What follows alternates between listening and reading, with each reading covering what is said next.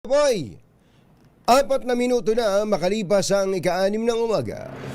Balitang makatotohanan, balitang maaasahan, ACS Balita. Walang makakaligtas, walang makakalampas. Saan mang sulok ng kapuluan, Luzon, Visayas hanggang Kamindalawan. Basta't may balita, ipagwagwagan ng sikat na tagapagbalita. ACS Balita. Kasama ang 2x2 tandem Anthony Taberna at Jerry Baha. ACS Balita. Ang programang ito ay hatid sa inyo ng ACS Manufacturing Corporation, ISO Certified, maker of world-class quality Pride detergent. Araw po ngayon ng Miyerkules, January 14. Uy, minaalala ko ngayon, Mother. January 14. 18th anniversary pala namin nung misis ko. Ngayon pala ako kinasal. Happy 18th wedding anniversary kay Mrs. Taberna. Sa ulo ng ating ACS Balita, Pilipinas pasok sa mga nangungunang food destination sa Michelin Guide 2026. Pilipinas at UAE lumagda sa landmark free trade deal. Attorney Claire Castro nagpasalo sa NBI kaugnay sa tinanggap na online death threats. Guidelines sa anti-EPAL pinamamadali ng Pangulong Marcos. Pulis sinaksak ng kapwa pulis habang nag-aalmusal sa Camp Crame. At death toll sa gumuhong sanitary landfill sa Cebu umakyat na sa 13. State of calamity idineklara. Magandang umaga, Luzon, Visayas at Mindanao. Good morning, Philippines. Hello world. Sa pangalan po ni Jerry Baha, ito si Anthony Taberna. At ito ang ACS Balita.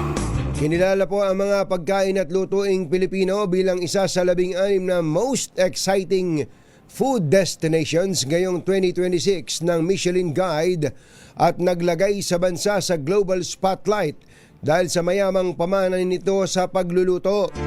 Ayon sa Department of Tourism, ang recognition ay dapat i-celebrate ng mga Pilipino dahil itinaas nito ang culinary tradition, nagbigay ng kapangyarihan sa local food producers at nagpalakas sa ating turismo. Nasa higit 100 establishment sa Maynila at Cebu ang kinilala ng Michelin Guide noong nakaraang taon. Kabilang ang isang 2-star, 8 1-star, 25 Bib Gourmand at 74 na Michelin Selected Restaurants, kasama ang mga special awards para sa mga batang chef.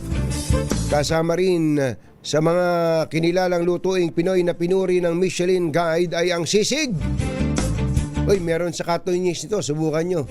Sinigang. Ano kayang sinigang to? Sinigang na pork, beef, sinigang na buto-buto, sinigang na bangus, sinigang na talapia, sinigang na... Uy, ano bang masarap na sinigang na isda bukod sa bangus at tilapia? Sinigang na plapla. Pareho din eh. Inasal at adobo dahil sa perpektong balanse ng tamis, alat at maasim na lasa ng mga ito. Isip-isipin mo tong Michelin ano. Sa tagal na nila, ngayon lang nila natikmang masarapan ng mga pagkaing Pilipino. Ayun, dapat yata, Mother, itong Michelin kinukumbida. Hindi naman kusang magpupunta dito tong mga to eh. Di ba? Kinukumbida. Parang ito pagtatapat ko na sa inyo.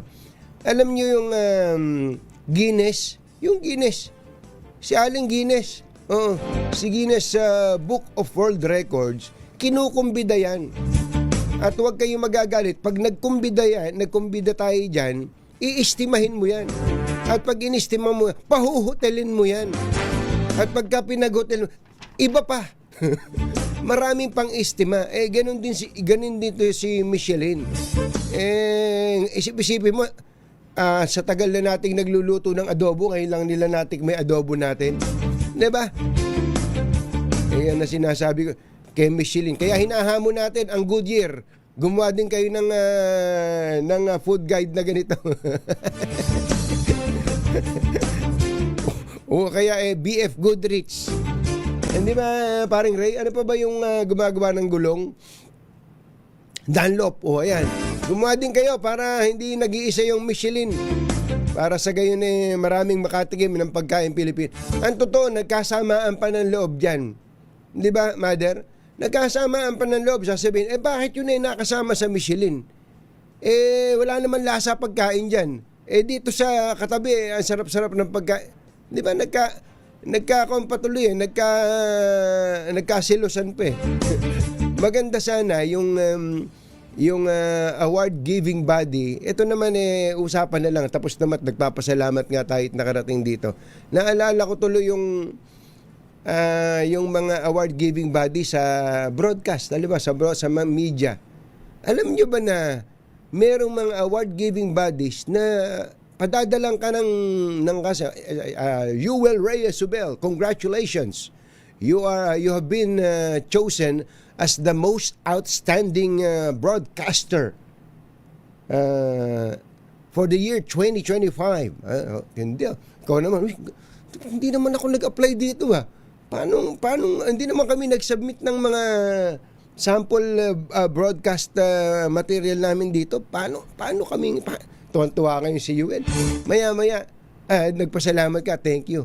Tapos ngayon, papadalang ka ng kasunod na email. Magbabayad ka pala, UL. May babayaran ka dun sa award-giving body. At sa susunod, gagamitin na yung mukha mo. Sasabihin, last year nga si Yuel Reyes most outstanding broadcaster to. Yung iba naman, mapapa-oo dahil sa may pangalan yung Yuel So may mga ganun po, mga kaibigan. Kaya naman ako bagamat natutuwa tayo na ito Michelin, wala tayong problema diyan no. Pero yung para tayong nagsusulisit ng award, parang hindi maganda yun Parang hindi maganda. Yung mga taga Goodyear dyan, mga taga Dunlop, magawa na rin kayo ng award para yung karinderya namin ni Mother doon sa Manila Police District makasama din sa listahan. Di ba si Mother, ang sarap pagluto nito. Alas 6:12 na umaga, 6:12 in the morning, lumagda ang Pilipinas at United Arab Emirates sa makasaysayang Comprehensive Economic Partnership Agreement o CEPA, nakauna-unahang free trade pact ng bansa sa isang Middle Eastern nation. Personal na sinaksihan ni Pangulong Bongbong Marcos at UAE President Sheikh Mohammed bin Zayed ang paglagda ni Trade Secretary Maria Cristina Roque sa nasabing kasunduan sa Abu Dhabi Sustainability Week 2026 Summit.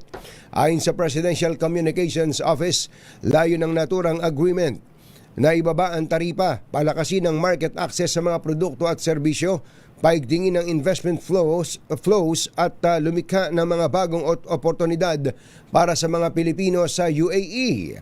Ilan sa mga Philippine export na inaasahang mabebenepisyohan ng CEPA, ang saging, pinya, canned tuna, electronics, machinery at iba pang high demand na mga produkto. Ang UAE ang ika-18 largest trading partner ng Pilipinas at ito rin ang nakatanggap ng halos 39% ng kabuang Philippine export sa Middle East noong 2024.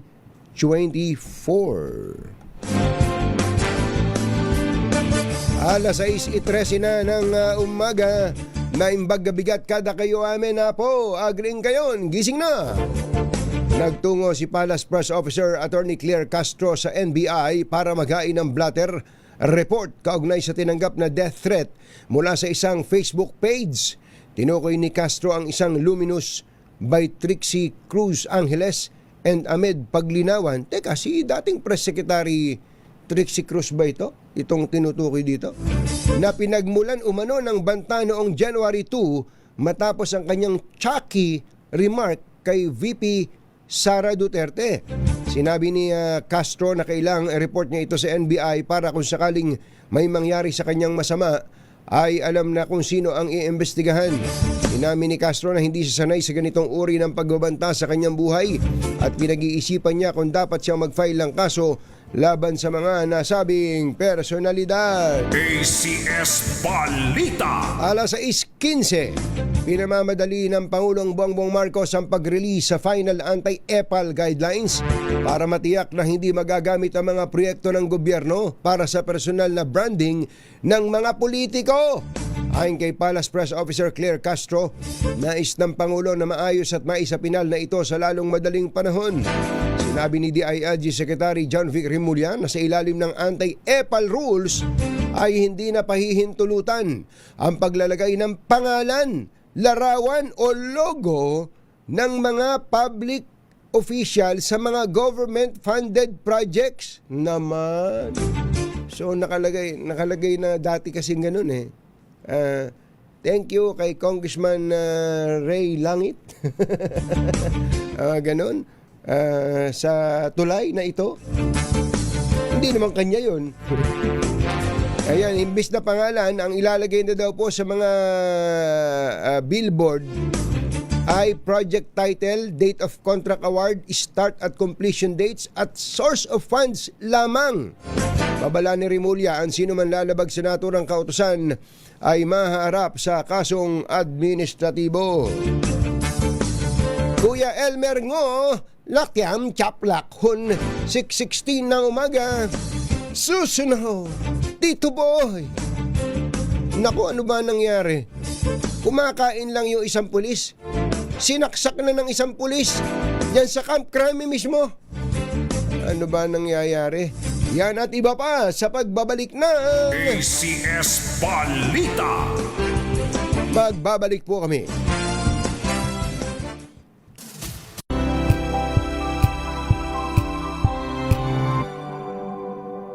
Hi! Maganda morning! Anong araw ngayon mga kumbatsero?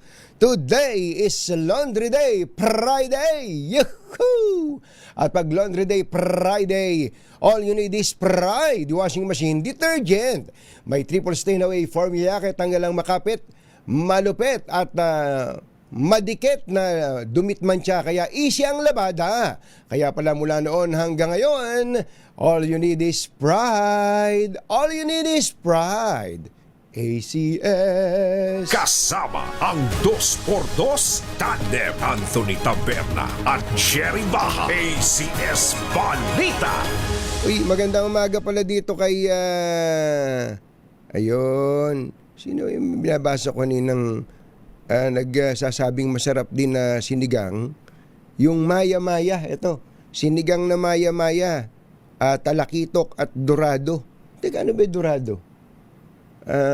Mother, alam mo yung dorado na isda? Dorado. Ang alam ko, bigas. Dinurado. Di ba? Dorado. Maliit lang. Malaki din, ha? Dorado. Yan ay sabi ni Heart Cake. Cake, yan. Heart Cake, yan. Sabi naman ni Teresita at Kienza, may scam din sa mga awards. Nako, sinabi nyo pa. Hindi lang sa broadcast yung sinasabi ko. Baka magulat na lang kayo, ha? Halimbawa, naalala ko to 10 years ago, Mother, kauumpisa lang nung Katonyings, meron ng nagsulat sa amin. Kauumpisa lang to sa Visayas Avenue Restaurant. Bibigyan daw kami ng award dahil kami daw ay kasama sa best brand. Kauumpisa lang. Katatayo lang ito, hindi pa nga umiinit ito, bibigyan nyo na kami award. So doon pa lang matutunugan mo na may mga ganun talaga, yung aalokin ka. Akala mo naman natuwa sa'yo dahil maganda talaga. Teka, bakit naniningil? Bakit ka sinisingil sa award? Pagka sinisingil ka na, ano man yung award na kabahan ka na. Pero kung gusto mo naman na ginugood time yung sarili mo, na binigyan ka ng award, na binayaran mo, bahala ka sa buhay mo. Pero sinasabi ko lang na talagang nauuso yun. Mag-ingat po kayo sa mga ganon, mga kababayan, ha? Magandang umaga rin kay Jack Campana. Sinigang na ulo ng salmon. Naku, sinabi nyo pa. Sarap. Tapos yung mata ng ulo ng salmon, paring Ray, ano? Nagutom tuloy ako. Sinigang sa miso. ACS Balita. Alas 6:22 na ng umaga. Diyos maray na aga sa Indogabos, mga Bicolano, mata na kamo, gising na. Sugatan ng isang pulis matapos saksakin ang nag-aalmusal sa loob ng Anti-Organized Crime Unit ng CIDG sa Camp Crame. Naganap ang pananaksak ni Police Senior Master Sergeant Michael Camilo kay Police Executive Master Sergeant Eric Castro kahapon ng umaga. Sa investigasyon, lumilitaw na naghahanda ang biktima para dumalo sa preliminary investigation sa Quezon City Prosecutor's Office at maaga itong nag-almusal nang pumasok si Camilo at bigla itong pinagsasaksak. Nabatid na ang biktima at suspect ay kapwa sangkot sa nawawalang pogo money sa raid sa Bataan noong 2024 at nakatakda silang humarap sa piskalya bago naganap ang krimen. Kapwa sila nasa restrictive custody ng CIDG sa Camp Crame.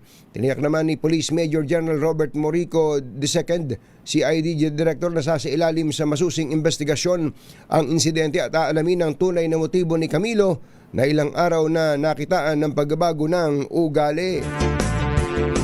So, malalim pala ito. May kinalaman pala ito sa nawawalang pogo money. Baka merong madidiin, ano? Nako. Kumusta na kaya yung pulis? Tanungin nga natin kay Edniel, ano? Kumusta na kaya yung nasaksak na pulis? Sana okay lang siya. Pero merong isang bubulong-bulong sa atin dito. Sabi, baka naman drama lang yan para wag matuloy yung hearing. Kayo talaga, napaka mapagduda nyo. Alas 6:24. Isinailalim na sa state of calamity ang lungsod ng Cebu kasunod ng pagguho ng Binaliw landfall habang umakyat na sa 13 ang iniulat na namatay. Ayon kay Cebu City Councilor David Tumulak, ang ginawang deklarasyon ay para magamit ng Local Disaster Risk Reduction and Management ang pondo sa isinasagawang search and retrieval operation sa mga nawawala pang biktima. Naglaan na rin ang pamahalaan lokal ng 30 milyong pisong budget mula sa Quick Response Fund para sa pagpapatuloy sa naantalang garbage disposal. Alas 6:25 na ng umaga. Maupay nga aga mga kasangkayan, mga kabugtuan, mata na kamo, gising na!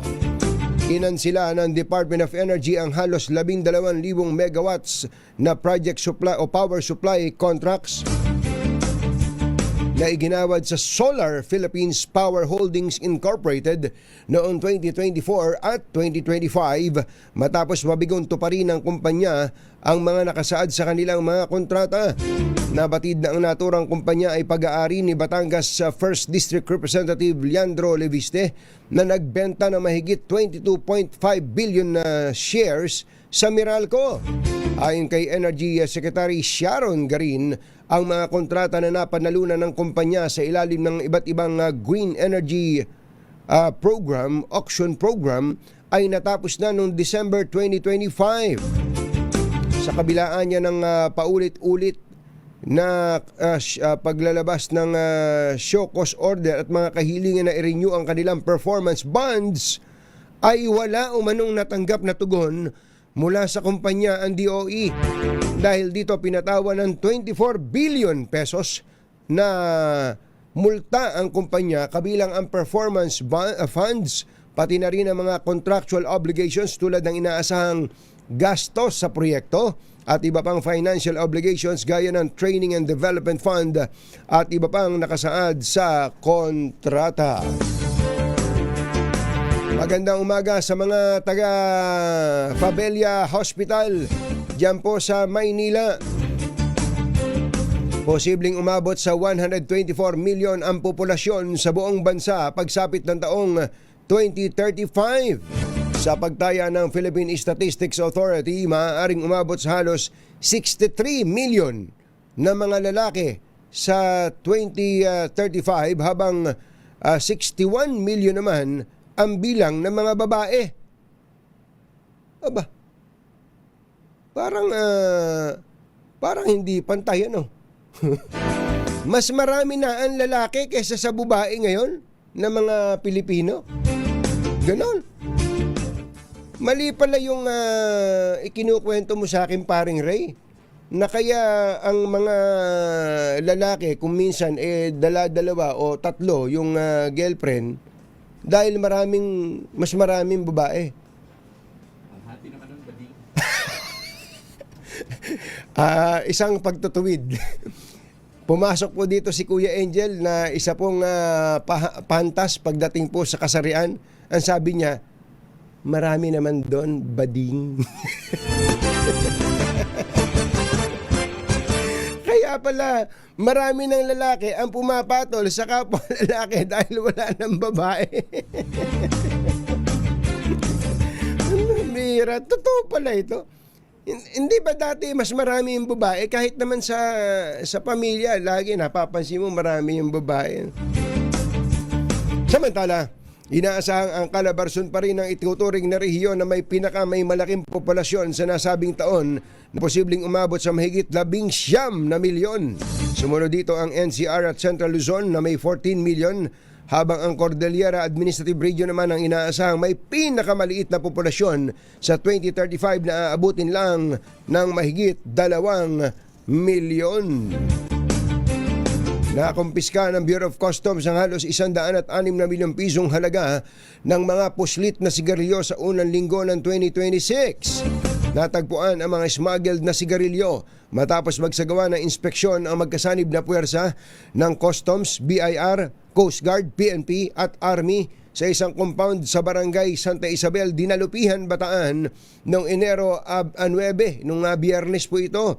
Ayon kay Customs Commissioner Ariel Nepomuceno, natagpuan sa loob ng compound ang 12 sasakyang dimotor na may kargang 1,000 master case na mga produkto may tatak tulad ng babanggitin po ba natin to?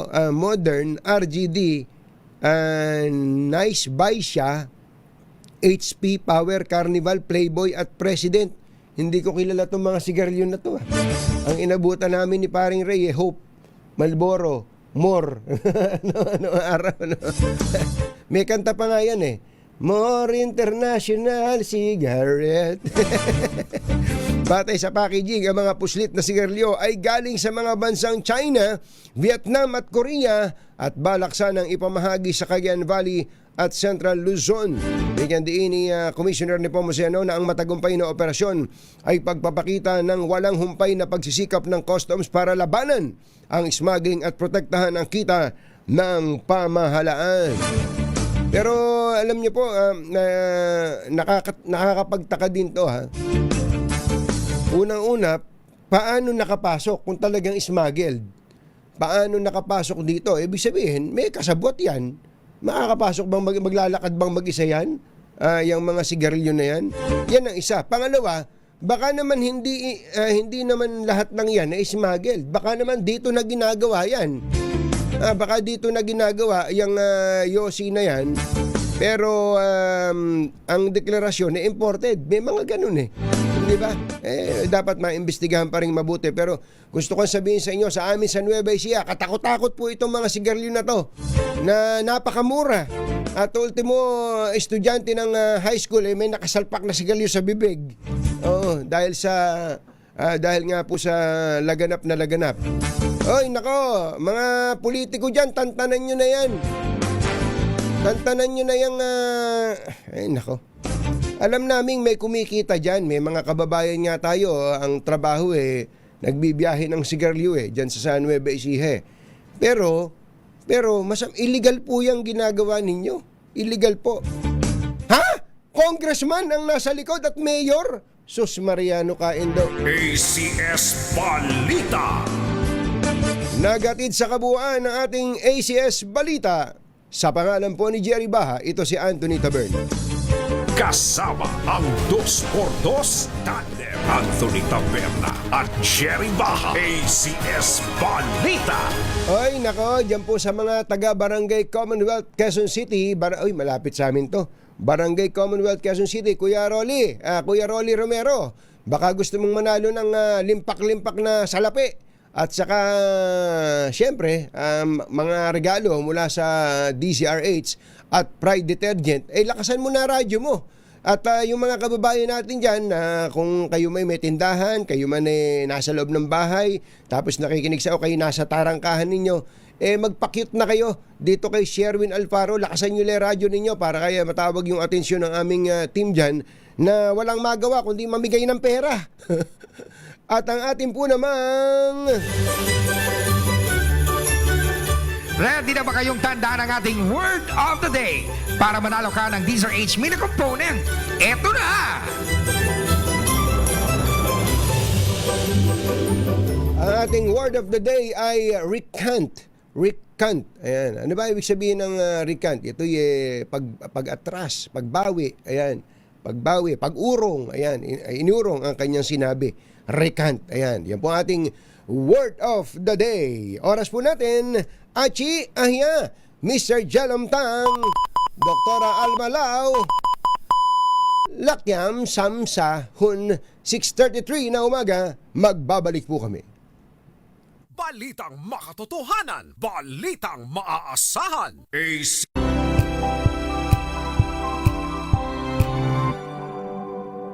Taryo sa Himpapawid. 2x2. Walang takot sa paghimay sa masalimuot na isyu ng bayan. 2x2. Humahataw na mga balita at impormasyon. 2x2. Ating damhin, ating lasapin ang hagupit na 2x2.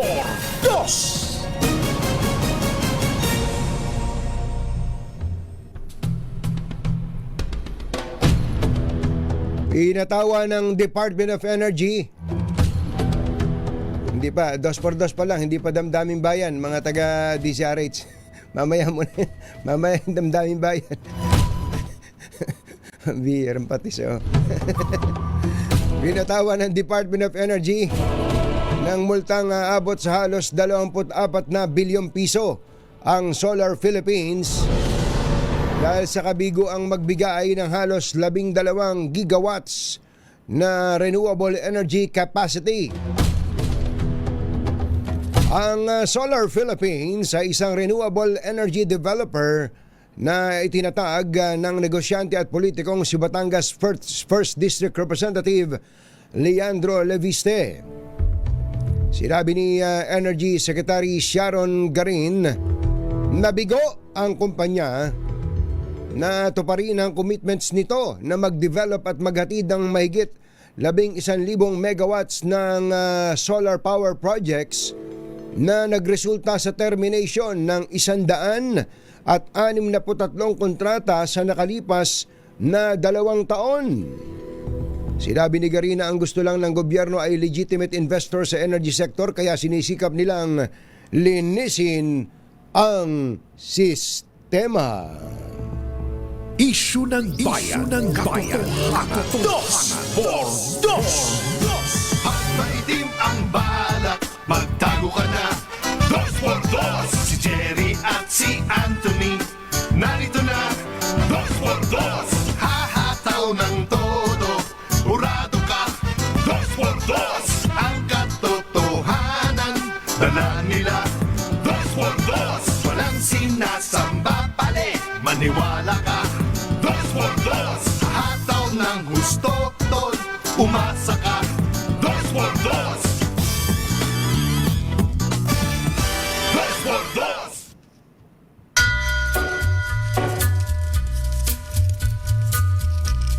Hi. Take a little walk to Maganda morning. go across the track. Magandang umaga, bayan! Do as it should. Ito po si Anthony Taberna. Humahabol si Jerry Baha. In the Muli pong sumasa inyo ang 2x2 sa umagang ito ng never Friday! Yuhuu! cross the bridge, past the Kumusta po kayo? stack. Mga textmates, mga text partners?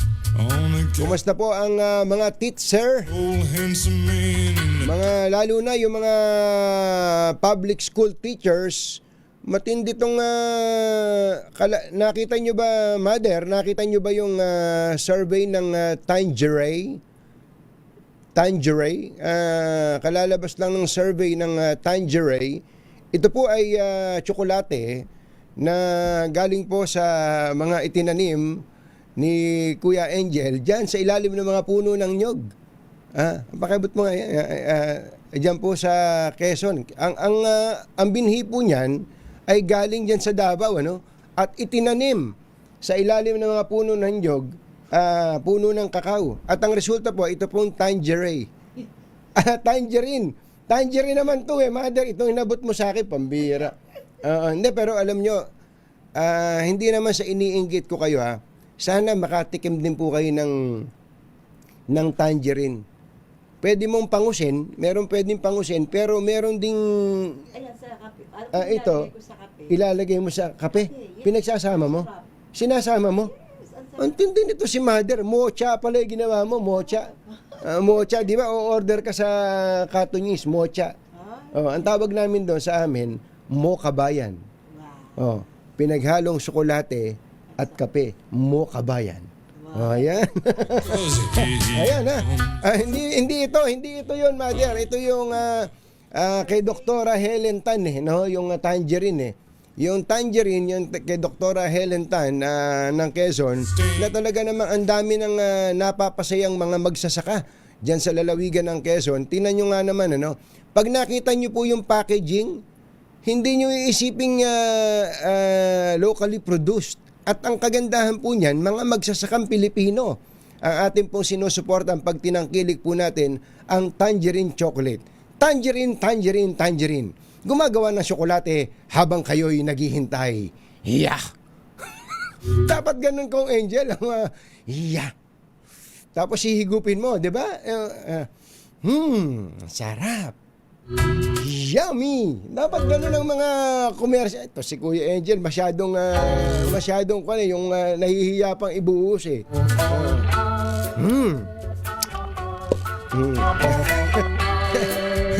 Kaya pag abit-bit mo yan, dala-dala mo siya. Kumbaga para kang, yun ang status symbol.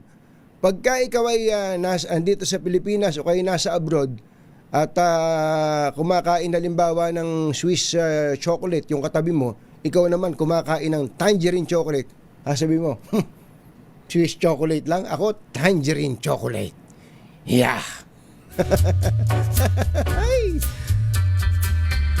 Magandang umaga po sa ating mga magsasaka, sa mga teachers. Hindi, tayo muna, babanggitin ko muna, baka makalimutan ko yung survey ng Tangeray. Ito, sa pinakauling survey po ng Tangeray, ang pangalan nito, Tangeray. Survey period January 7 to 10, 2026 with margin of error na 2.4%. Padala ko na kaya kay sa'yo, Yuel, pinadala ko na ba sa'yo yan? Papadala ko na sa'yo, papadala ko na. Lakas mo sa akin Ikaw pa ba? Ikaw pa ba? Sandali lang, parang Yuel. Para makita din ng ating mga kababayan. Ayan. Ayan. Pinadala ko na sa group natin. Ito po yung survey, mga kababayan. Ang satisfaction rating ng mga miyembro ng gabinete to. Mga miyembro ng gabinete ng Pangulong Bongbong Marcos.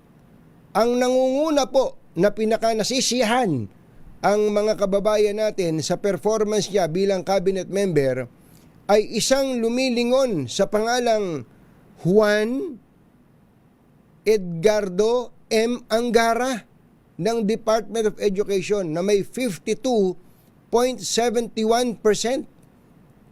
Siya po ang nangunguna. Kaya siguro kinukut-kut itong mabuti, mother. May nag-ooperate dito kay Secretary Sani Angara Hindi mo ba napapansin? Lagi na lang kinakalawit sa kwentuang hindi naman siya kasama para lang pinasisikat nyo lalo itong si Secretary Sani Angara So, number 1 si Secretary Sani Angara. Number 2 si Secretary Rex Gatchalian ng DSWD na may 50.92% satisfaction rate. At pangatlo, naku, matutuwa si Kong Angel dito, si DOST Secretary Renato Solidum. Ayan.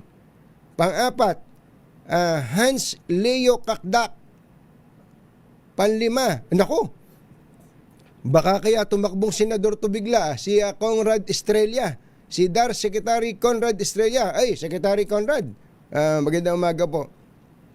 Pang-anim, si Secretary Henry Aguda ng DICT. Pampito, si Secretary Benny Laguesma. Pangwalo, Secretary Ted Herbosa ng DOH. Pangsyam, Secretary Maria Teresa Lazaro. At pangsampo, Secretary Gilbert Teodoro. At hindi na natin babanggitin yung iba pa't masyadong mahaba. Sa trust rating naman, nangunguna pa din yung Juan Edgardo Angara with 53.95%. Siya po ang pinagkakatiwalaan. Ulitin natin ha, doon sa mga nag-o-ops, kaya siguro nyo ino-ops. Nangunguna, pinagkakatiwalaang miyembro ng gabinete, Secretary Sani Angara, at pangalawa, si DSWD Secretary Rex Gatchalian. Talaga naman napakasisipag naman. Alam niyo si Secretary Rex Gatchalian, hindi na nga naasikaso ang panliligaw man lang. hindi man lang nakapanliligaw. Hindi katulad ni paring Ray dito, paupo-upo dito habang nagtatrabaho, nakakapanligaw at the same time.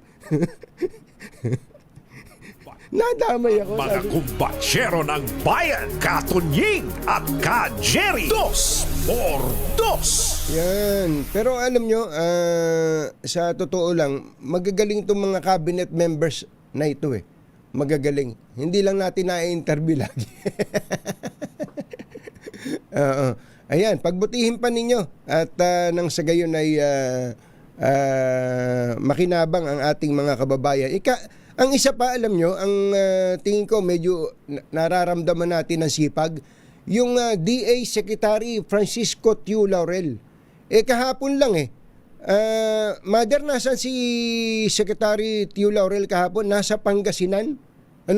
Nasa Pangasinan at inilunsad pala doon ang 20 pesos na bigas. Ano po, yung 20 pesos bigas program dyan sa Lingayen, Pangasinan. Pinangunahan daw po ni Agriculture Secretary Francisco Tiu Laurel ang turnover kay Pangasinan na Governor Monmon Guico at iba pang opisyal ng lalawigan para palawigin ang pagpapalawak ng 20 pesos per kilo na bigas.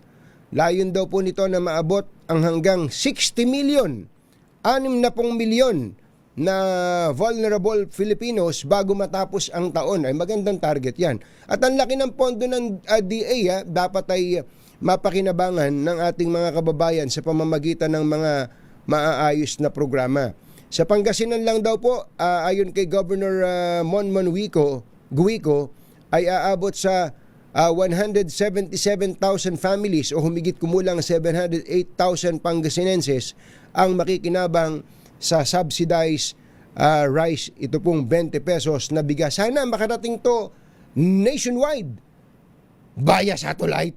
Jerry Baha at Anthony Taberna sa 2x2 sa DZRH.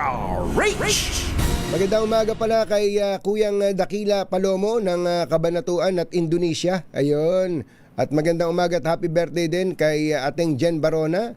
Ate Jen, at kay Mr. Mike Luwakian na presidente ng Data Center Incorporated o DCI. Ayan. Happy birthday po sa inyo at siyempre, binabati ko muli ng happy 18th wedding anniversary ang pinakamagandang babae sa balat ng lupa. Si Mrs. Rosel Taberna. Ayos ba? Ayun sana. At ngayong araw na to ay birthday din ni RSA, ni Don Ramon S. Ang Ninong.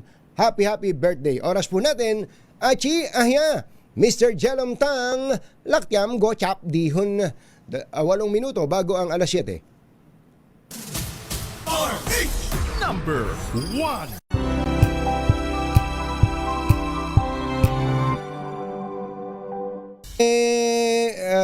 Doktora Helen Tan, ang dami nagme-message dito, saan daw ba order ng tangerine? Wala daw silang ma-orderan, saan daw ba mag-i-inquire? Paano ba yun?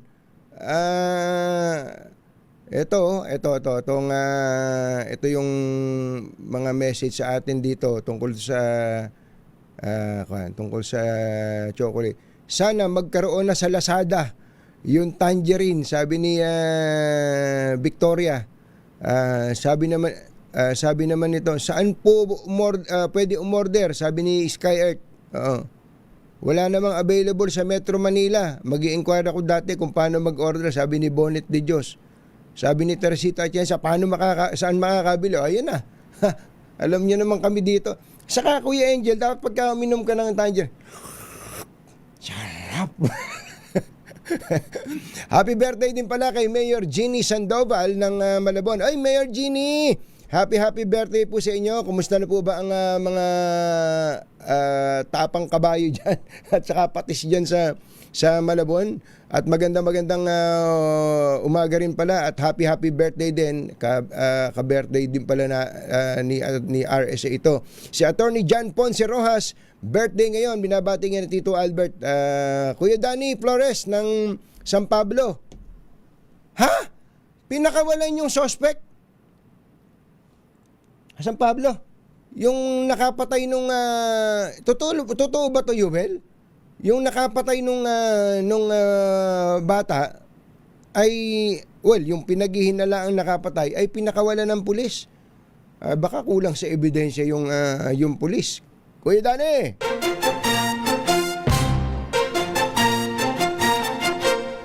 Katonying at Ka-Jerry. Anthony Taberna, Jerry Baha, ang samahang pinatibay na ng panahon. 2x2. Ay mga kumbatsero, pagbilis ang usapan, parang walang katapusan, ano?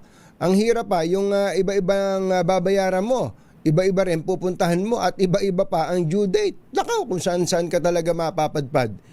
Aminin natin, sayang oras, sayang papamasahe, pero ngayon, hindi na kailangan yan. Meralco, current or overdue, pati PLDT, Signal, SSS, PhilHealth, Pag-ibig, lahat na yan. Nasa bayad centers, bayad agents, at bayad partners na malapit sa inyo. Kaya naman, isang lakad lang, bayad na lahat. Tipid sa pamasahe, tipid pa sa oras, yun yung praktikal, yan ang diretso. Serbisyong hindi ka pa paikot-ikutin. At kung bayad ang pag-uusapan, yan yung dating bayad center ho. 28 years na po nating kaagapay sa bayarin ng mga Pilipino. Kaya basta bills payment, piliin mo ang tatak na matagal na.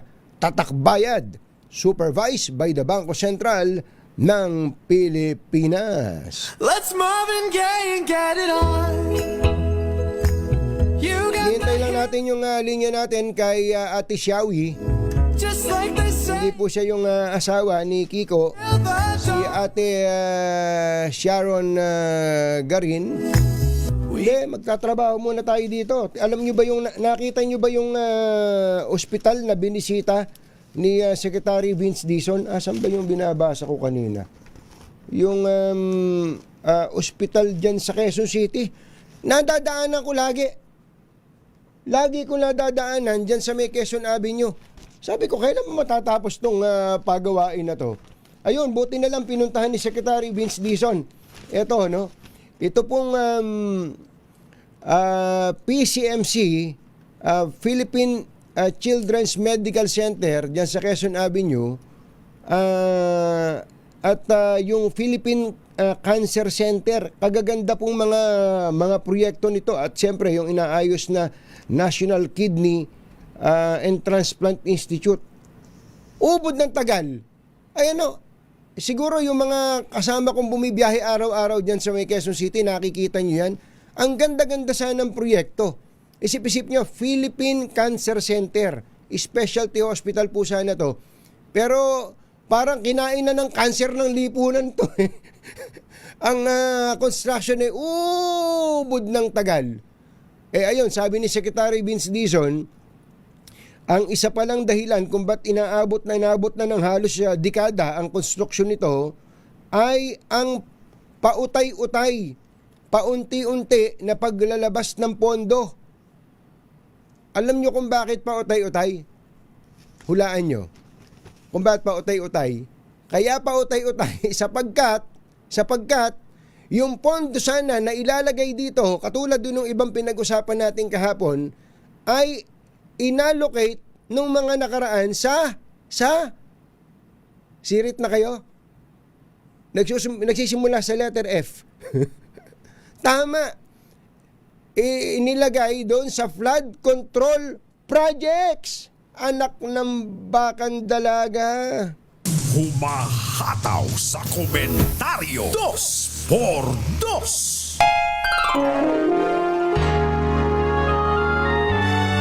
Kauna-unahan sa Pilipinas.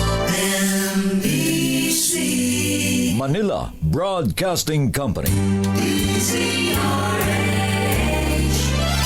DZRH. Member, kapisanan ng mga broadcaster ng Pilipinas. Alam nyo, kung nagagamit lang ng tama yung pera ng bayan, napakadaming pera ng mga Pilipino. Sa totoo lang, yung pera ng bayan, yung kinukolekta po sa atin, napakadami. Napakadami. Kung naayos lang po yung paggastos ng pera ng bayan, baka yung mga ospital na itong binabanggit natin, baka yung mga kalsadang inirereklamo ninyo, at baka yung mga tulay na sabi nyo gegewang-gewang na halos, at baka yung traffic sa Metro Manila nasolusyonan na, sana po nagawa ng lahat yan kung maayos ng paggastos ng pondo ng bayan. Di po ba? Nakakalungkot Ito mabilis lang ha. Alam niyo ba sa amin sa Australia? sa Brisbane. Alam niyo po yung hindi pala Brisbane yan. Ang bigkas pala dyan na UL ay Brisbane. Sa may Queensland, ano? Alam niyo po ba na dahil sa dami nilang pera, lahat ng public transport doon, tren, ferry, bus, lahat, as in lahat, ang babayaran lang ng sumasakay, malayo malapit, ay, alam niyo kung magkano? 50 cents. Well, sa pera natin, mahal din dahil 40 pesos yung isang Australian dollar no? So 50 cents meaning 20 pesos malayo malapit. Ba't nila nagawa yun? Sapagkat marami silang pera. So baka kung hindi lang talaga nadadali ng mga tulonggistong pera ng bayan baka sakaling maayos-ayos na buhay nating mga Pilipino kaya tama itong alam ba sa kuryente lang, di ba?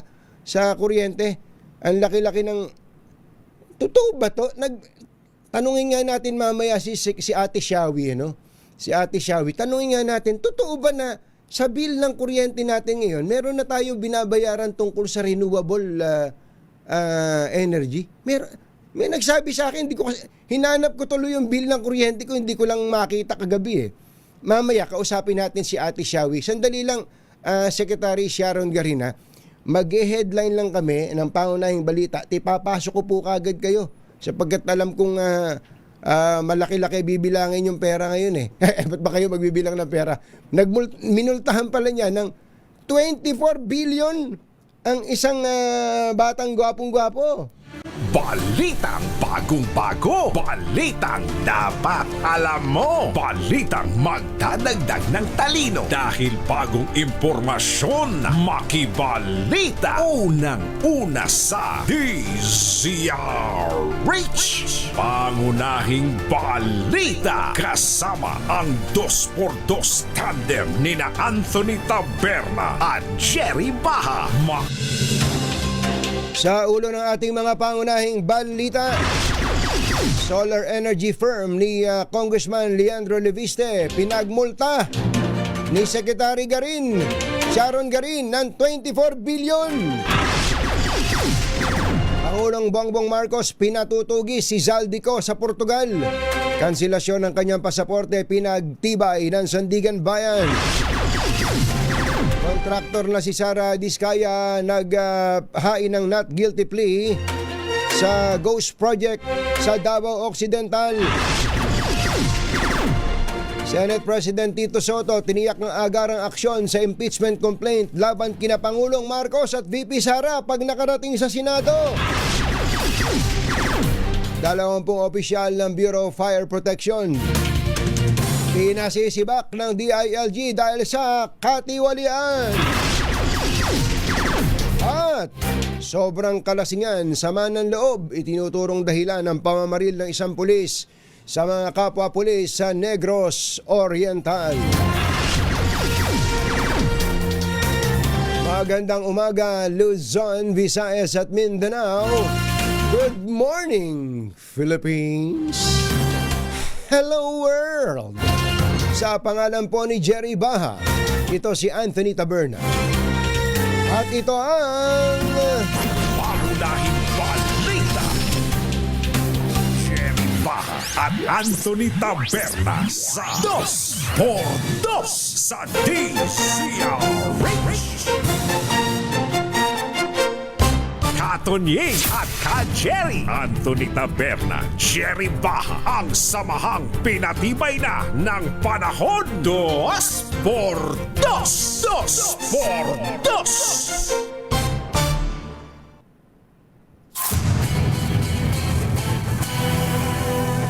Kausapin kagad natin si Energy Secretary Sharon Garin. Secretary Sharon, magandang morning. Si Katonying po ito.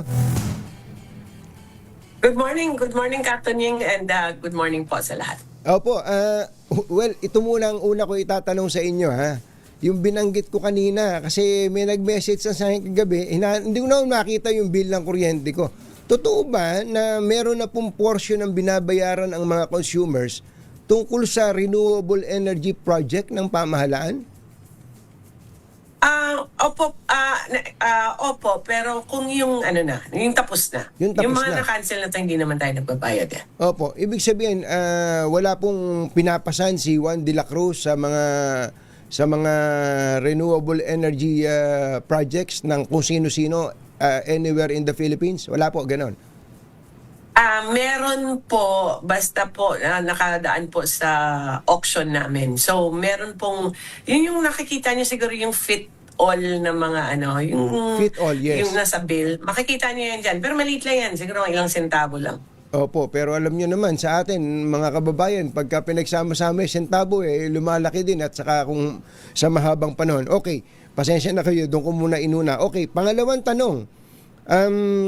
Ito po bang desisyon ninyo na pagmultahin ang kumpanya ni Congressman Leviste ay dahil siya ay masyadong maingay at marami siyang kinakaaway at ganti ba ito ng pamahalaan sa kanya?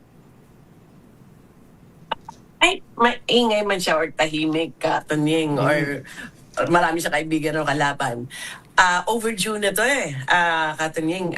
Actually, yung nangyari dito kasi, auction kasi, yun yung binabayaran no? Yung binabayaran ng mga sa electric bill natin. So parang, pag nag-auction ka at manalo ka, nagko-commit ka dyan. Nagko-commit ka na magde-deliver ako ng etong mga megawatts para etong date. Etong mga kontrata kasi, hindi lang to, I have to correct that, it's not just Solar Philippines ang kinancel namin, 163 contracts ang kinancel. Ang contracts ng Solar Philippines is 28 lang yata yung na-cancel dyan. So, hindi naman sa kanya lang. Kaya lang, siya yung mas kilala, I guess, no? So, ang, halimbawa, eto sa Solar Philippines, ang latest na overdue niya is December 2025. Dapat nag-deliver na siya. Actually, by December 2025, dapat naka-deliver na siya ng 12,000 megawatts. Pero wala pong na-deliver. 12,000, hindi biro yung 12,000, Katonying. Ang demand natin, mga 20,000 Opo. Pero ang tanong... Halos more than half of our demand. So, naka-project na yan Kasama na yan sa projection ng DOE. Pag ganito pumasok, assumed na yan na papasok yan. Ngayon, nasira na lahat. Kaya kailangan i-cancel ko na talaga tong mga kontrata na to na hindi gumagalaw. Maski isang permit, wala silang kinukuha. Di ka-cancel na talaga kasi dapat na i-deliver na. Otherwise, magkaka-blackout tayo ulit. In other words, para mas maintindihan namin, wala po ba siyang na-deliver kahit 1 kilowatt hour na kuryente? Meron po, out of the 12,000, siguro mga 200. 200 megawatts lamang. So ano... yun po yung nakalagay sa kontrata, Secretary, nakasulat sa kontrata na pinirmahan nila yon na they will deliver, they would have delivered 12,000 megawatts? Dapat, may contract yan, tsaka on top of the contract, ang part of the contract ng Solar Philippines is auction contract na award sa kanya. So, may additional pa yan. Kasi ang auction kasi talagang yan, part na talaga ng plano ng Pilipinas yan. Na-deliver niya, may na-deliver siya na isang kontrata, tsaka maliliit na rooftop. Pero other than that, walang na-deliver. So, anong gagawin namin, di ba? Alangan na mahayaan lang namin yan because there's a prominent figure or kung anumang kompanya yan. We have to discipline our developers, Katonyeng. Kasi otherwise, kung sino-sino lang magpapromise sa amin, tapos in return, sabihin namin, bibili kami ng kuryente mo at walang nangyayari.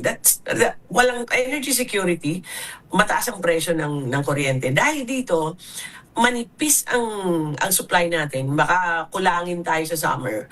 At hindi bababa yung presyo. Kasi kung the more supply ka, may demand ka, mataas supply, mababa talaga yung presyo. Ngayon, we were expecting the lowering of prices kung pumasok tumato. Pero dahil hindi papasok, then we have to find other solutions na.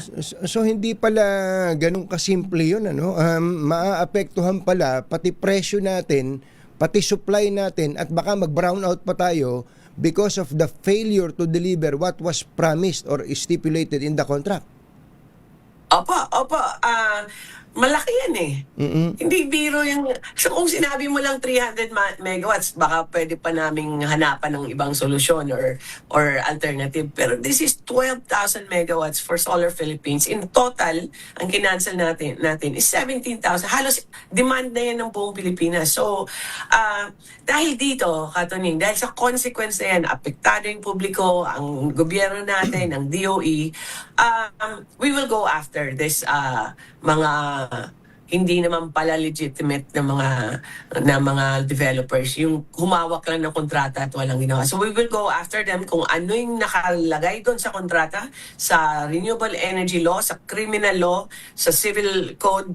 We will go after them because this is not the way that we will allow our developers to perform. Kailangan talaga kung may commitment ang power plant na magbibuild ka ng power plant, you deliver. Kasi otherwise, there will be a consequence. Ang sinasabi niyo ba sa amin, hindi legit si Congressman Libiste? Yung kumpanya niya? Legitimate in a sense that it is it is a registered. In fact, may mga partnerships yan, legitimate. Pero what I mean by hindi legit is that type yan. Alam mo ba yung term na flipper? Opo. Marami po Diba, pati sa mga real properties. Magaling po sa mga real properties. Magaling, bibili, tapos pasa kinabukasan.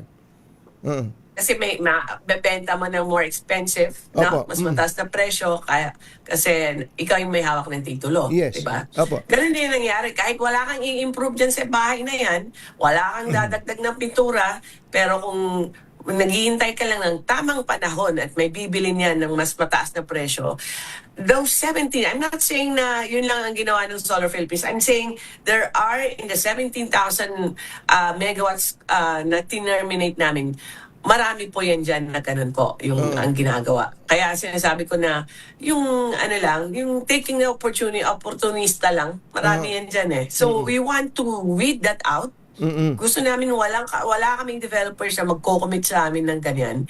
And we want to make sure that the kung ano man ang dapat na penalty nila, na fines nila, hahabulin namin. So hindi ito, baka sabihin naman na arbitrary ito, baka bigla ginulat nyo sila without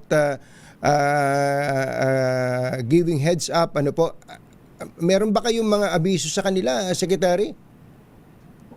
Kasi pag nag-kontrata ka sa amin, and then lalo na kung winner ka ng GEA, may annual report ka ng progress mo. Opo. Bago mo makuha yung kontrata, meron ka na pinipresenta sa amin ng work plan mo, anong gagawin mo para ma-deliver mo tong mga electricity. So every year, dapat may reporting ka, dami pang requirements yan, Katonyeng. Opo. Many of this report, but many also do not report. Hindi siya nag-report, so sabihin namin, susulatan namin, yung update niyo nasaan na. up to the very end, Katunying, nasasabi namin, show cause order na, bakit wala kayong delivery, di ba? So ginagawa namin, we follow the steps. Napaka-nerd namin yan. Sinusunod namin ang kada step na we will notify, show cause order, tapos pa-justify sa'yo. Minsan, usually pag ginustify mo naman, pinagbibigyan namin eh. Kaya minsan may delay talaga. Kaya hanggang last minute, pinagbibigyan namin. Kasi we're hoping talaga na we trust that you will deliver and we want this, we need this for the country. So lahat po na notices, binibigay yon up to the last siguro na communication na pinapadalan, terminated ka na, ito yung babayaran mo. So we've done all the notices. Unfortunately, many of these companies, including Solar Philippines, never sila nagre-respond to any communications na pinapadala. Ang ibig sabihin nun, are they waiving the right to respond? O hindi na sila hihirit pa na extension, ganon? Actually, hindi ko alam eh. We don't understand bakit hindi. Kasi these are really good projects. Kung ituloy mo lang, you'll help the country. At the same time, you'll earn money for the next 20 years. Hindi namin naiintindihan. So, kaya we don't want this business in the energy sector. Utility to eh. Araw-araw pangangailangan ng tao to. Parang tubig to, parang public transportation. Electricity is a public utility. And if they can deliver, then wag na silang sumali sa DOE, please. Meron namang infrastructure na itong mga to, na check niyo naman, may mga existing facilities, Secretary. So, ano ang pwedeng gawin para po mapaglubag ang loob nyo kahit na meron na kayong ipinataw na multa sa kanila? Meron po kaming actually we will leave that to kung ano man ang multa, anong consequence, we will leave that to the Department of Justice sa OSG natin kung ano yung gagawin, or including if we involve PCC sa anti-competitive behavior. We'll leave that to them because kami kasi regulator lang kami, policy makers of energy. Pero yung enforcement nito, siguro mas maganda pag DOJ mag-assess at mag-evaluate. And we've already talked to them, inaaral pa rin nila ngayon. Ano po yung basis ng 24 billion na multa, Secretary? Estimate lang yan Estimate, okay. I'm not gonna say exactly 24. Binilang namin to sa performance bond kasi we're talking about Solar Philippines, I guess, yes, no? Iba kasi may ibang penalties pa din eh. Sa performance bond, dahil pina-expiring lahat at iba kinol namin, tapos performance bond is about 20% of the value ng kontrata na yon. May contractual obligations ka pa na the full cost of the project. And then yung may financial obligations ka pa na yung mga fees mo, yung annual dues mo sa DOE. Tsaka meron pa yung iba dyan na maliliit. So marami po. This is based on the contract.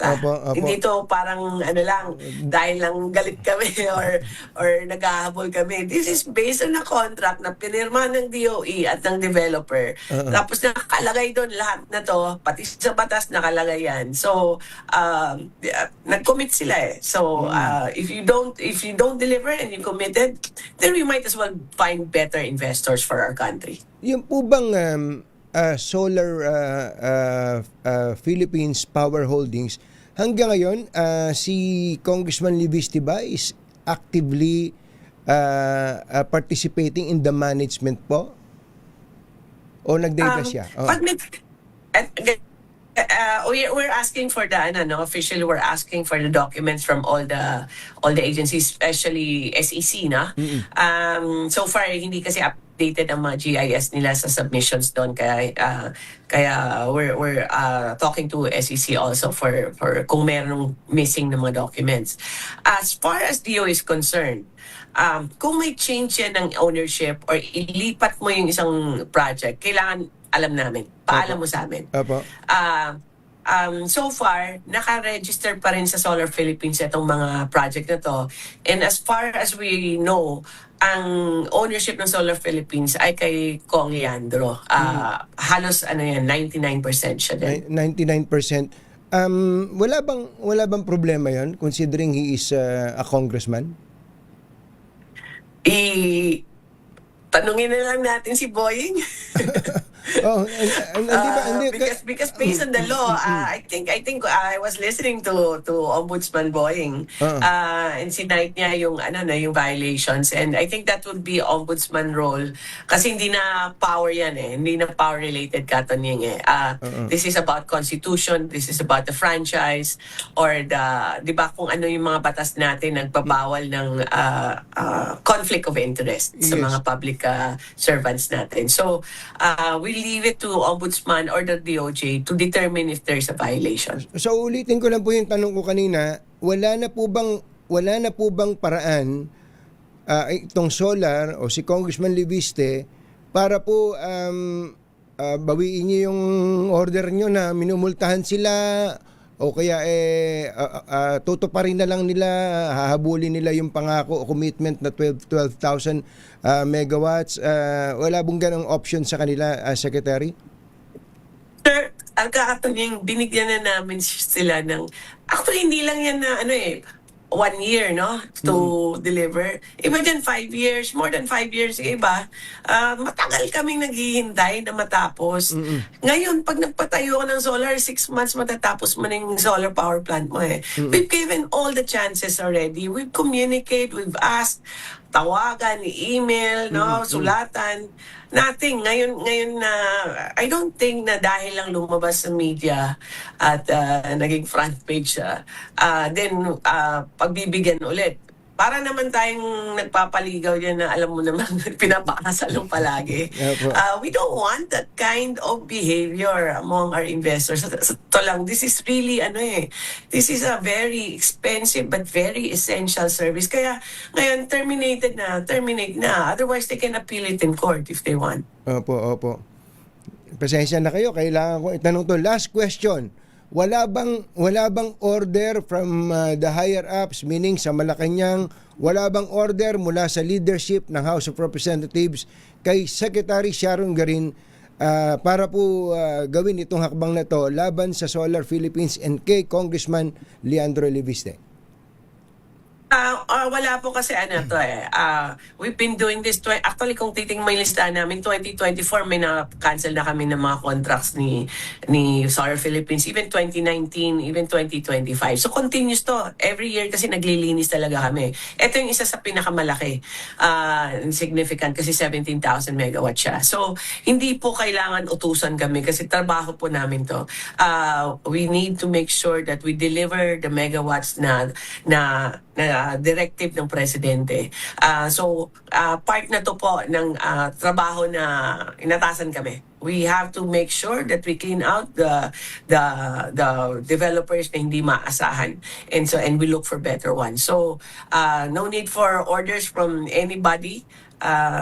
It's the job of the DOE. So pero that shouldn't stop the DOJ or even Congress to take action in whatever manner, no? Kasi sa kanila na yan. Sa amin basta nag-cancel na kami ng contract. Yes, ma'am. Ate Shawi, Secretary Sharon Garin, maraming salamat po. Magandang umaga po sa inyo. Good morning, Katonying. Salamat po sa lahat. Thank you. Si Secretary Sharon Garin. Pangunahing balita. Ay, standby ka lang, Sherwin, at sa iyong kasanggang nanalo na dyan, ako mag-unload lang ng isang truck na komersyal.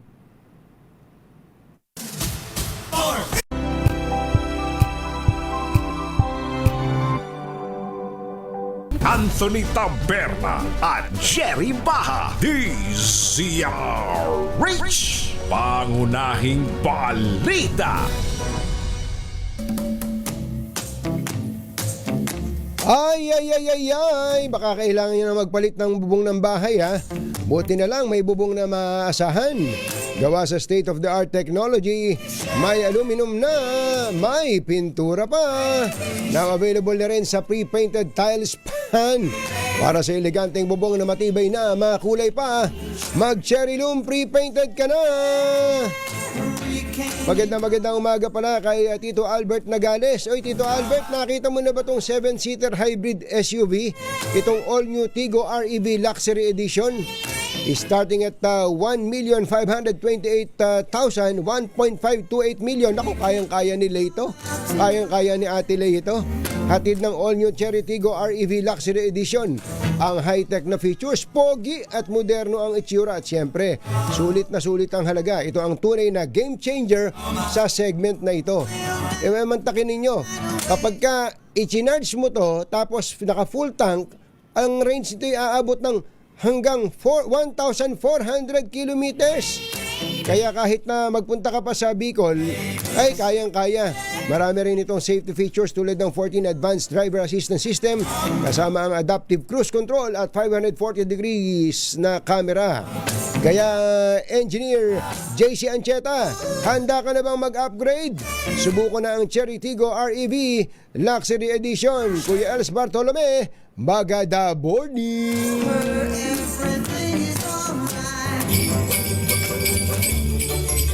Tumutok sa DZRH at manalo ng instant 1,000 pesos sa Pasko Panalo Malacash Promo. Kasama ang Pride Detergent.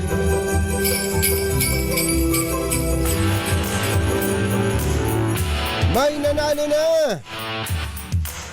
Uy, Sherwin, ang daming humanga doon kay Nanay, ano pangalan nung kahapon? Si Nelma Rose? Nanay Nelma Rose.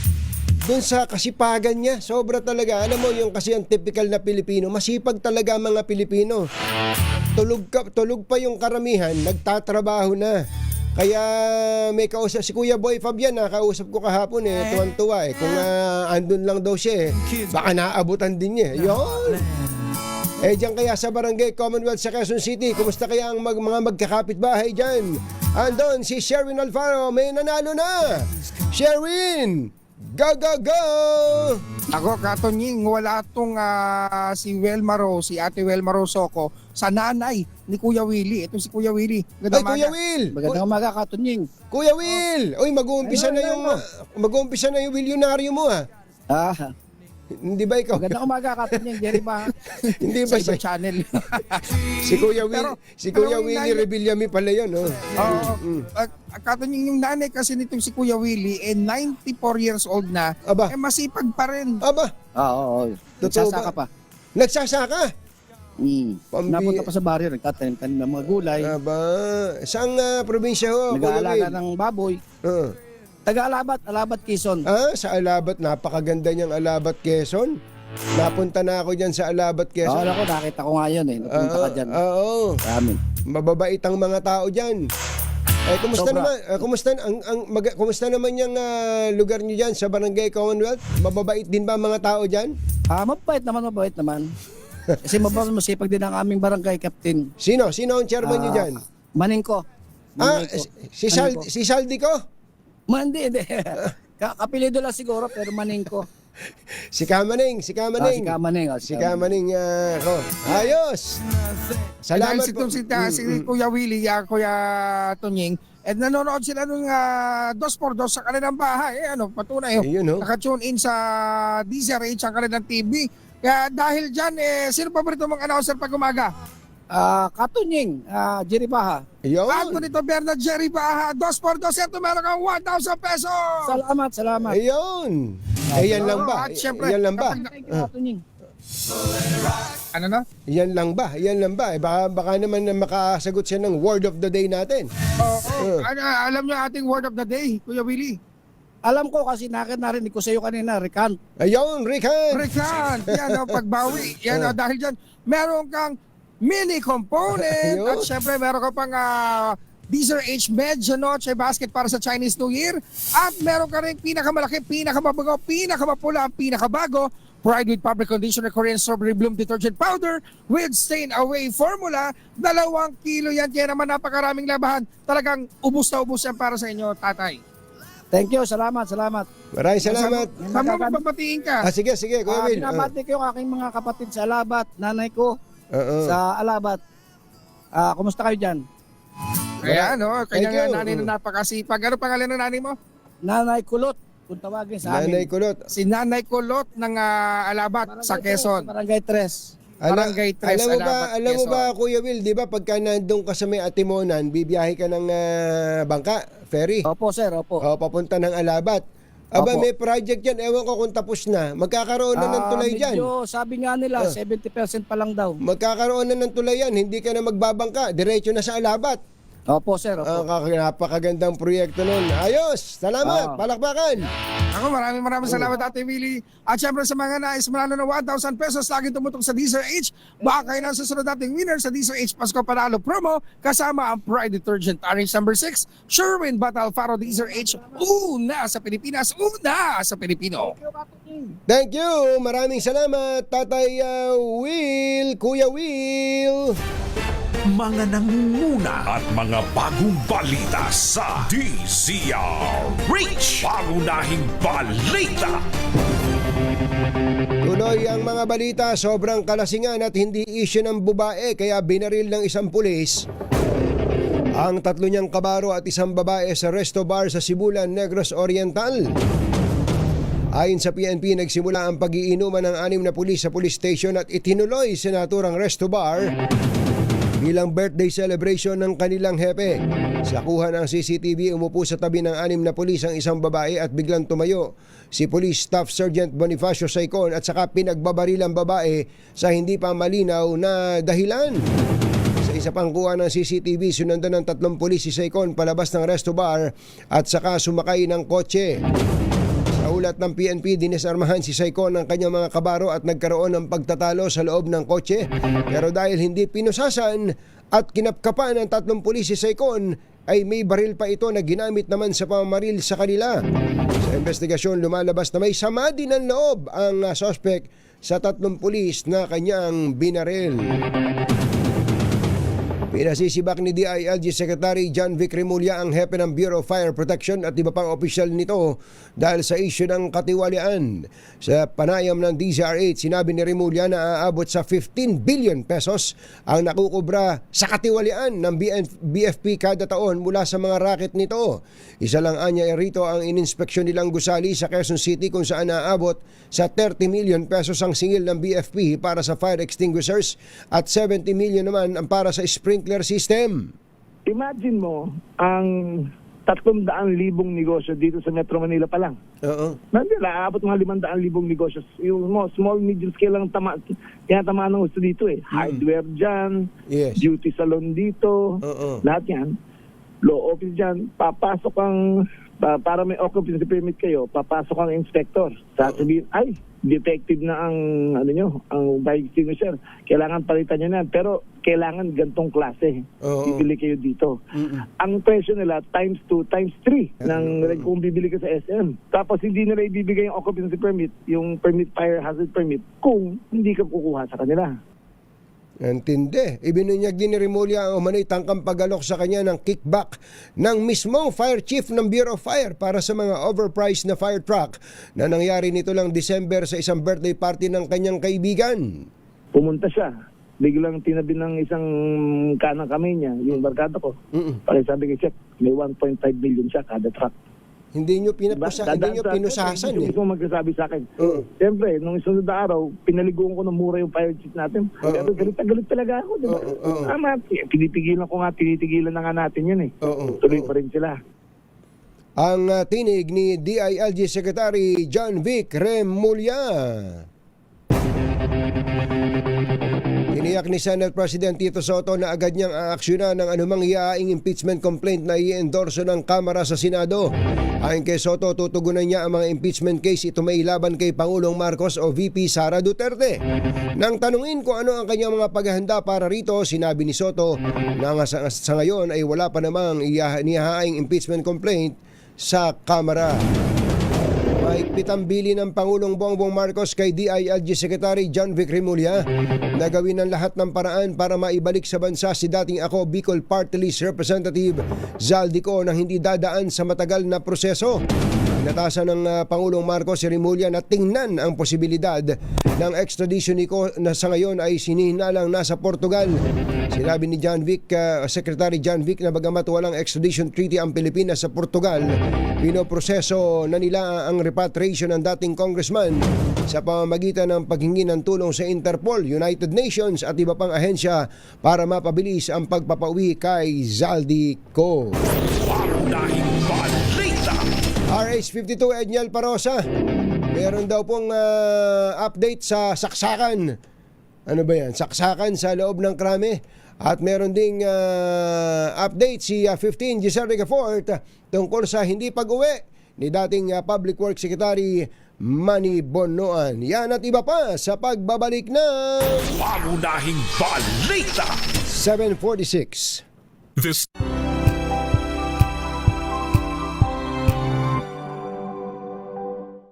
Balita. Oy, happy birthday pala. Happy 72nd birthday kay Tito Romy Aguilar. Oy, Tito Romy, birthday mo pala ngayon at salamat sa araw-araw mong pakikinig at panonood sa 2x2. At thank you din kay Nanay Lita na birthday mo rin pala ngayon. Ang dami nagbe-birthday ngayon. Happy 75th birthday kay Nanay Lita Aliermo. Binabati ka ng poging-pogi mong anak na si Dennis Ivan Aliermo. Yun, ang daming nagkakasabay-sabay ngayon na napaka-importanting araw ngayon dahil birthday ngayon ni RSA. Ayun, Ramon S. Ang. Ganun sana. Samantala, especially dun sa mga maiidar nating mga taga-subaybay, napapansin niyo po ba sa mga panahon ngayon na maraming mga conscious sa timbang, pero hindi lang naman itsura ang dahilan kung ba't dapat bantayan ang timbang.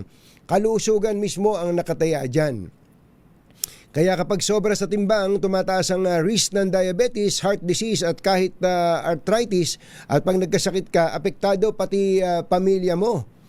Kaya ngayon pa lang ay simula na ang proactive health management, maglaan ng oras sa exercise at piliin ang tamang nutrisyon tulad ng N+ Gold. Ang N+ Gold ay isang nutritionally balanced meal alternative. May 230 calories lang bawat baso pero puno ng protina, healthy fats at vitamins and minerals na kailangan ng katawan. Kaya kung may senior kang magulang o kaya ikaw mismo gusto mong kontrol ng timbang, magtimpla na ng N+ Gold. Isang simpleng paraan para alagaan ang kalusugan. Yan ang tunay na tanda ng pagmamahal. Ipakita ang tanda ng inyong pagmamahal with N+ Gold. Available sa Mercury Drug Stores at iba pang leading drug stores nationwide. Yun. 6 na minuto na lang po, alas 8 na umaga. Engineer Tony Nanggel, pumapalo ka na naman ba dyan sa Kabanatuan? Ingat-ingat sa mga umbrella girls, ha? Yun daw pong motibo sa pananaksak ng pulis sa kanyang kabaro sa loob ng Camp Crame. Hindi pa alam. Ano kaya ang dahilan niyan? RH52 Edniel Parosa. Kamin Edniel! Magandang umaga, Katunging. Patuloy pang inaalam ng otoridad ang motibo sa pananaksak ng isang pulis sa kanyang kabaro sa loob mismo ng headquarters ng CIDG dito sa Campo Crame. Ayon kay Police Major Helen de la Cruz, Public Information Chief na Investigating Unit, ikinukonsidera pa nila kung may makukuhang impormasyon sa biktima si Police Executive Master Sergeant Eric Castro. Naratili pa dito sa PNP General Hospital si Castro na kinailangan pa umanong operahan. Pero batay sa waling update ay nasa stable ng kondisyon. Habang nasa kusudian naman ng PNP itong suspect si Police Senior Master Sergeant Michael Camilo, naharap sa karagtagang kasong frustrated murder. Pakinggan natin si Police Major de la Cruz. Under investigation ngayon, bakit nga po ay anong motibo ng pananaksak? Yan po ay isa sa mga tinitingnan natin, iniimbestahan ngayon, considering nga po na yung isang party ay nasa hospital na. Batay sa initial na report, pinakitaan niya ng pagbabago sa asal behavior itong si Camilo. 2 oras bago niya gawin yung pananaksak gamit ang kitchen knife. Pagayak sila sa piskalya sa Quezon City, nang sundan ni Camilo si Castro sa kusina at tarakan ng patalim. Kasama sila sa 6 na miyembro ng Anti-Organized Crime Unit na sangkot sa pagkawala ng 13 milyong pisong pogo money sa raid sa Bataan noong 2024 bilang mga kustodyan ng mga ebidensya. Sabi noon ni CIDG Director Police Major General Robert A.A. Morico II, isa sa 6 ang kumanta at sinabing pinagati-hatian nilang 6 itong pera kung saan tig 2.3 million umano ang kinurop kina Castro at Camilo. Samantala, sa kabila naman ng stabbing incident, sinabi sa DZRH si PNP spokesman, Police Brigadier General Randolph Tuanyo, na natuloy ang pagharap ng 4 na natitirang restricted police sa kanilang preliminary investigation kahapon. Hindi ba, Edniel, hindi kaya dapat tama itong observation na isang nakikinig sa atin, si Kuya Erwin Aguilar. Hindi kaya it's high time para i-review na ng PNP ang dinadaan ng neuropsychological exams ng mga pulis, especially yung mga pumapasok pa lang. At yung iba naman, merong kan, di ba, merong parang may periodical exam na ginadaanan ng mga pulis natin? Tama ka dyan, Katunying, at lalo pa, bago naman itong stabbing incident, sunod-sunod din talaga yung incidenting kinasasangkutan nila. Kapag naitatanong yan, Anthony, sa mga police officer, lalo na yung mga designated na magsalita, yun lagi ang kanilang pambalang sagot, yung mga periodic. Kumbaga may dinadaanan naman daw na periodic at mandatory neuro exam itong mga police, lalo na kapag dumadaan sila doon sa kaukulang promotion. Yun nga mismo, baka kailangan i-review yung exam. Baka kailangan i-review yung exam, baka kailangan baguhin o kaya baka hindi naman nila natatalaw mabuti yung behavior at yung laman ng utak ng isang napakainit ng ulo Tsaka pag restricted custody lang naman, Anthony, hindi naman sila arrested Kumbaga, kagaya niyan, halimbawa lang ito, malayang nakakapag-almusal pa. Mas lalo nang kung hindi mo kontrolado yung iba, ito na, sa loob na ng CIDG headquarters, nagulat na lamang sila at kumuha ng kitchen knife. Talagang mukhang kailangan pang alamin kung anong tumatakbo dun sa utak. Lalo pat ang sabi ng desk officer Anthony, 2 hours lamang before nung insidente ay nakitaan ng changes in his behavior. Yun ang dapat pang malaman kung anong klaseng changes. Saka hindi, naalala ko din yung sa Negros di ba? Hindi lang mukhang maraming dapat na i-review ang PNP. Di ba, matagal na natin naririnig, bawal mag-inuman sa loob ng police station, di ba? Hindi ba yung report mo kahapon lumilitaw na bago magpunta dun sa bar, nag-inuman na pala dun sa police station, yung sa Negros Oriental. Police station. At saka, Anthony, nung nag-inuman, nangyari yung shooting incident sa Negros Oriental, mukhang lumalabas na nagkaroon pa ng whitewash doon sa initial police report dahil yung Deputy Chief of Police, ang binanggit niya doon sa kanyang report, rumisponde raw yung mga police na kaya nga hindi ba? Pamamaril sa bar. Hindi mo tuloy mapagtiwalaan doon sa mga report na ganyan. Buti sana kung nagkasakitan lang yan, buhay na, hindi na maibabalik yan, Edniel Oo, at kagaya niyan sa Negros, 3 ang nawala, mga pulis pa mga pulis niya. Oo, kasama yung hepe. Siguro magkaroon ng review. Hindi lamang yung dalas, kundi yung quality. Yung quality ng review na ginagawa doon sa neuro status ng ating kapulisan. Yes, sir. Rin dito sa Campo Crame. Ako si Edniel Parrosa ng DZRH. Una sa Pilipinas, una sa Pilipino. Thank you, Edniel. Hindi pa rin umuwi si DPWH o dating DPWH Secretary Manny Bonoan. Baka nag-i-enjoy sa lamig dyan sa Amerika. RH15 Giselle Ricafort. Come in, Giselle! Hindi pa rin nga umuwi sa Pilipinas si dating Public Works Secretary Manny Bonoan na iniimbestigahan sa anomalya sa mga proyekto sa flood control.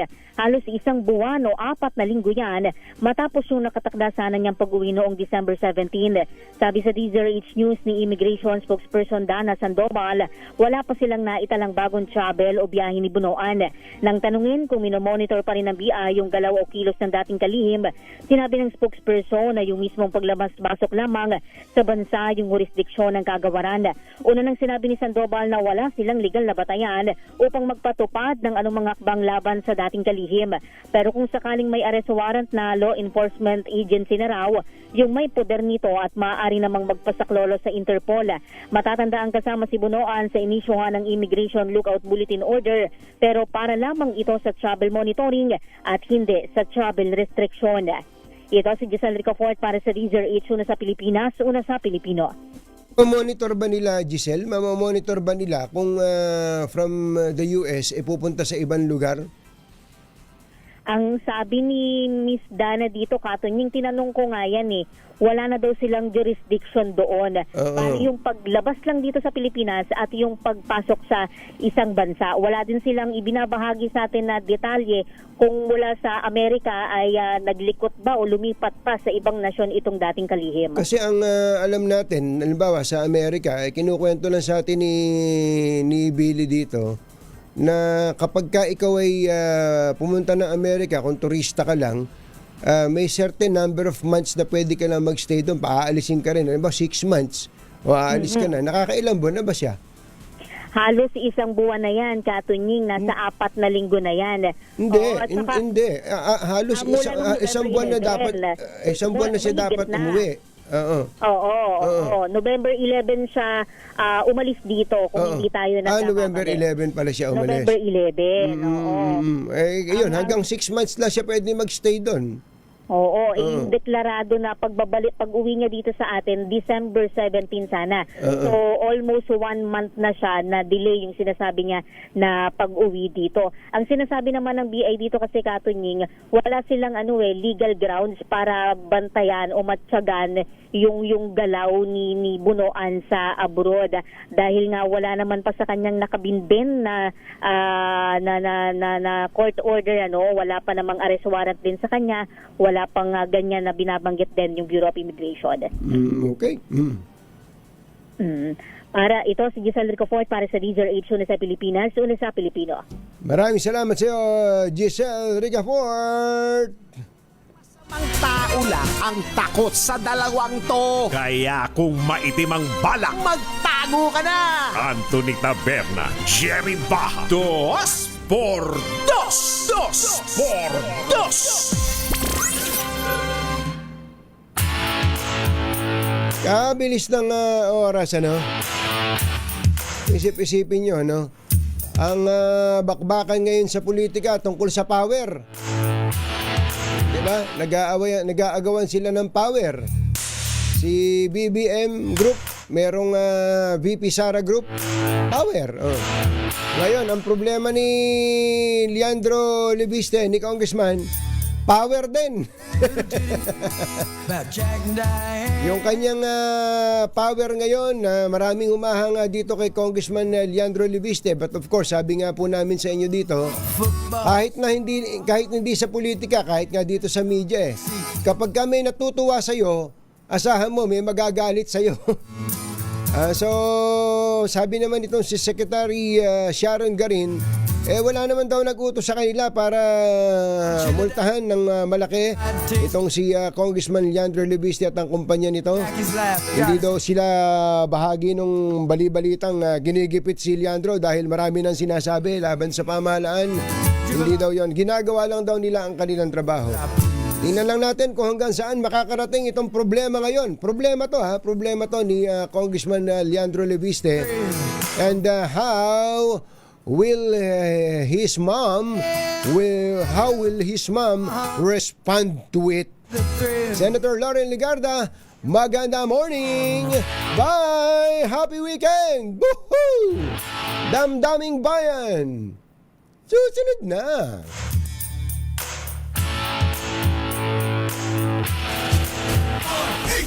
Number 1.